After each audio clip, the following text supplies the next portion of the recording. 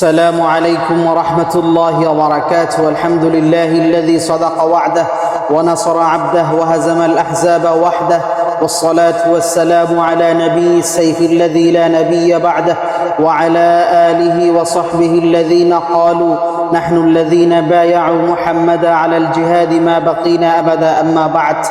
সম্মানিত বন্ধুগণ, রাসূলুল্লাহ সাল্লাল্লাহু আলাইহি ওয়াসাল্লাম জামিউত তিরমিজির 2315 নম্বর হাদিসের মধ্যে বলেন, ওয়াইলুল লিল্লাযী ইউহাদ্দিসু বিল হাদিস লিইউযহিকা বিহিল কওম ফায়াকযিব ওয়াইলুল লাহু ওয়াইলুল লাহু।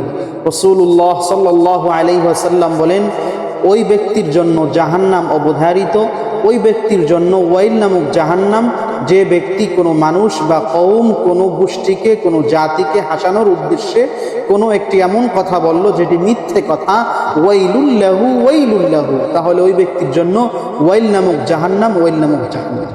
অতএব সম্মানিত বন্ধুগণ, আমরা বেহুদা কথা, অনর্থক কথা, মানুষকে শুধুমাত্র হাসানোর জন্য কোনো কারণ ছাড়া কথা, মিথ্যে কথা বলা থেকে ইনশাআল্লাহুল আজিজ আজ থেকে আমরা বিরত থাকব।